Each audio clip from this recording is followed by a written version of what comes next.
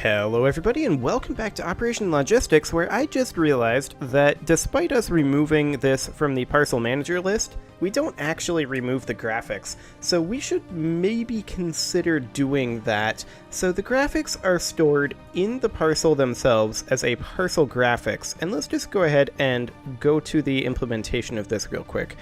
This is a mono behavior, so we should pretty easily be able to just do parcel. Actually, game object dot destroy, and we're just going to destroy the parcel graphics object. I don't think we need it anymore once we have collected the object, although maybe it should like switch in a ghostly view over to like the destination hex. I don't know. We're gonna have to take a look at that. We don't really have a good way to do feedback right now for the player to know where the mail is trying to go, which is a potential issue. In fact, it's not a potential issue at all, it's just an issue.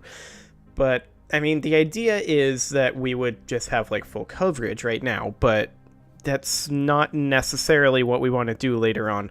So let's just go ahead and do a GameObject.destroy, and we're just going to destroy these graphics. So we're going to do parcel.graphics.gameObject. Okay. So there we go. Now the graphics are being destroyed, and the other major thing that we need to be able to do is we need to be able to do the deliver. We've done our drop-off, we've done our pickup, now we need to do a deliver. So this is for each parcel in pickup. We also need to iterate through for each parcel in carrying. If that parcel is sorted,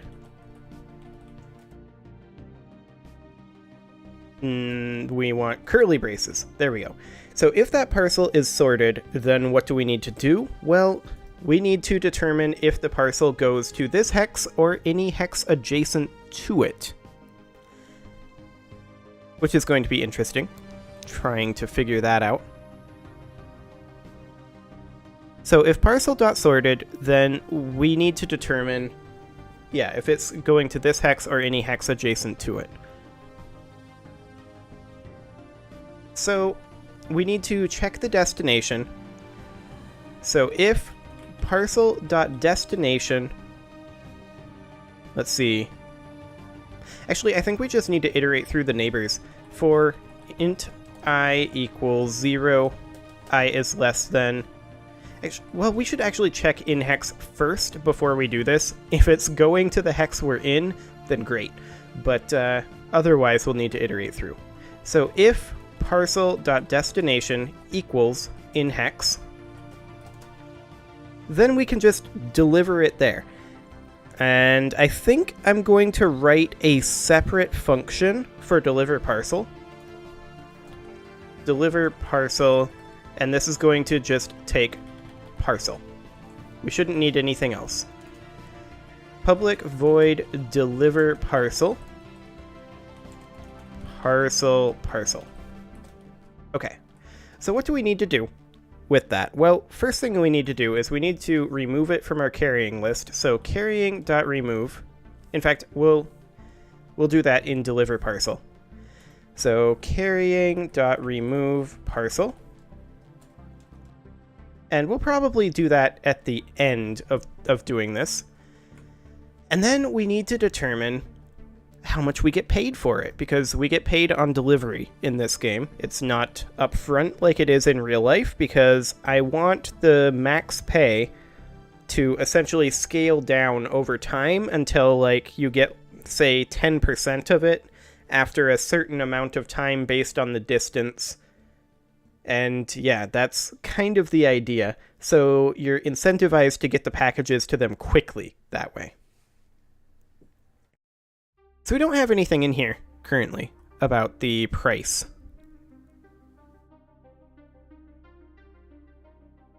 Which is interesting.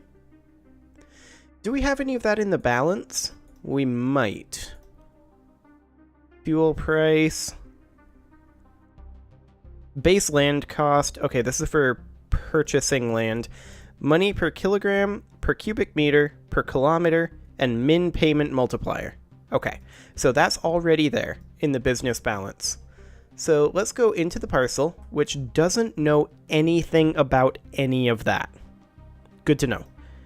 However, the vehicle does, I think. The vehicle knows about the vehicle balance at any rate, but the vehicle has access to the business, which knows about the business balance. So that's good.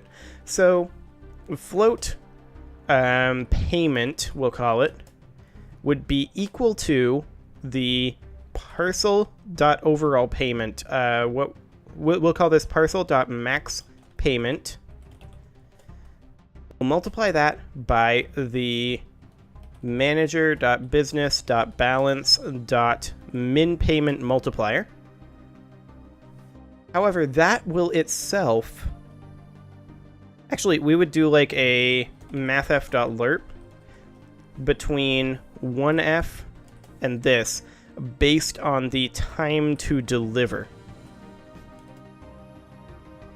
And we'd calculate that up here. So float time to deliver equals 0f for now. And then we'll just use that here. Okay, the max payment is of course not existent. And we'll just generate that when we generate the parcel in the parcel manager. So let's go into the parcel then and say, we'll put that here. Public float max payment. So if you deliver it like same day, then it would give you the max payment.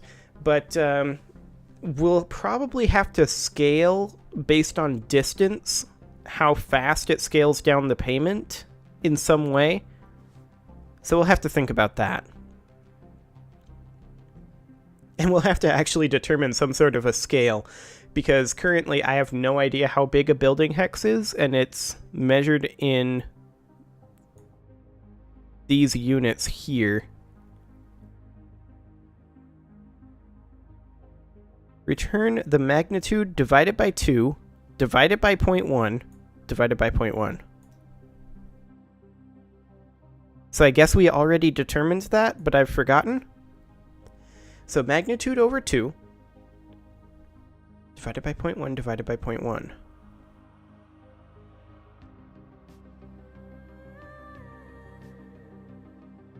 Accessing this distance is going to be awkward. Let's store this so that it only happens once.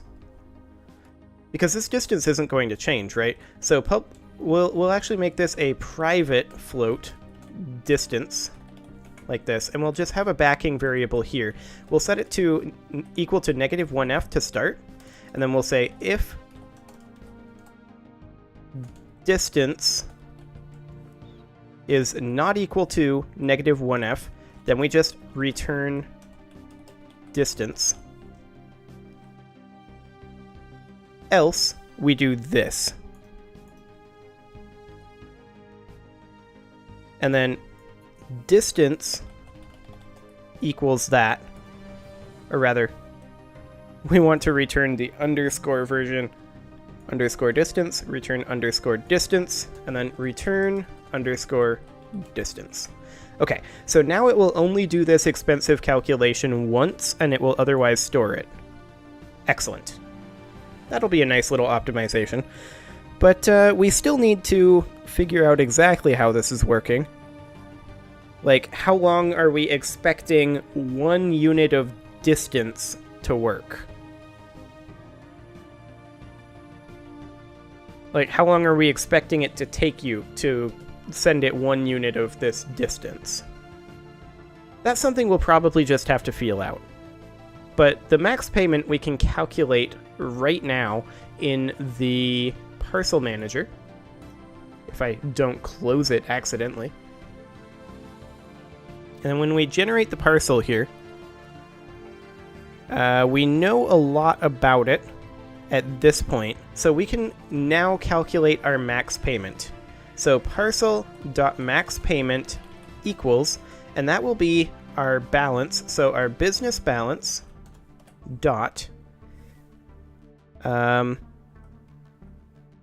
This is going to be based on the volume, weight, and distance, and shipping priority.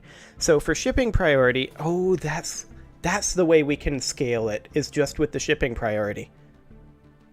I like it. Okay, so with the shipping priority, we would essentially just multiply it based on that cast to an integer, perhaps? Where did we do the shipping priority? Is that under parcel? Yes. Okay, so shipping speed +1, perhaps? Because it goes 0, 1, 2, 3. That's definitely something that I will have to think about while we're doing this. But for right now, let's go ahead and pull open the balance once more and take a quick look at this. Money per kilogram, $2. Money per cubic meter, $2. Money per kilometer, $0.01, so 1 cent. And the minimum payment multiplier. Okay. So business balance dot money per kilogram. And then this is going to be multiplied, of course, by the weight of the parcel. Times parcel dot weight plus business balance dot money per cubic meter times parcel dot volume plus business balance dot money per kilometer times parcel dot distance, like so. Okay, so that doesn't take into account the shipping speed at all, but that gets us our 3 variables there, the weight, volume, and the distance, and that does ensure that every single parcel pre-calculates that distance number. Now that's only calculated once, so that's shouldn't be that big of a deal. And then we need to modify our max payment, parcel.maxPayment equals, and we're going to multiply this, I think, based on the shipping speed +1. So we're going to do times equals parcel.shipping_speed, or rather, .speed. We're going to cast this over to an integer, like so. What do you mean, is he used like a type? There, the compiler is happy about that. So we're going to cast that over to an integer, and then we're going to add in 1, like so. And then we're going to cast all of this over to a float.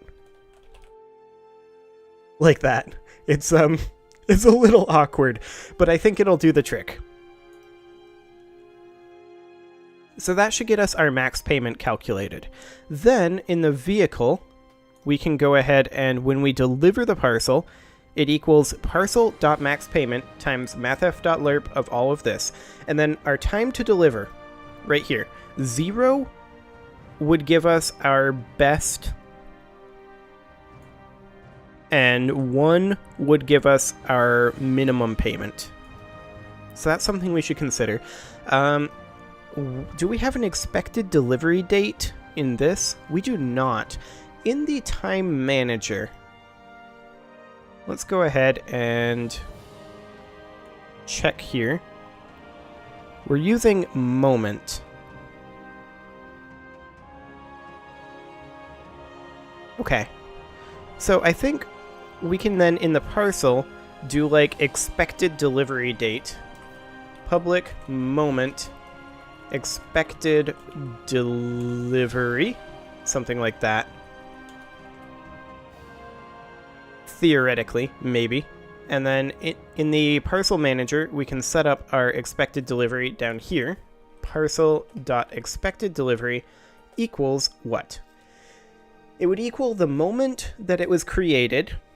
So, do we have the time manager in this? We should have it. This should be a time-aware object, right?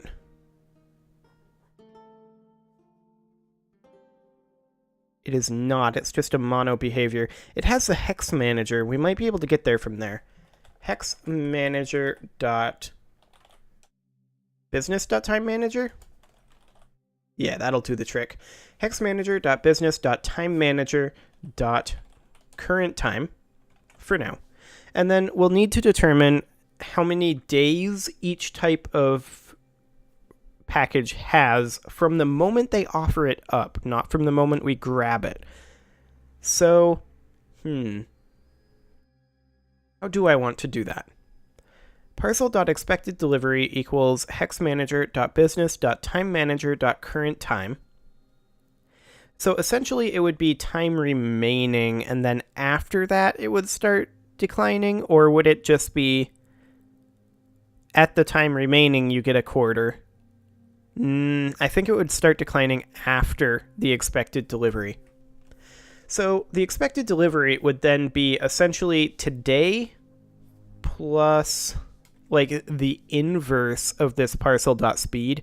However, for right now, it is time to put a cut in here, so I'm going to go ahead and do that, and next episode, we will finish implementing this expected delivery. Subscribe for more, and I will see you all next time.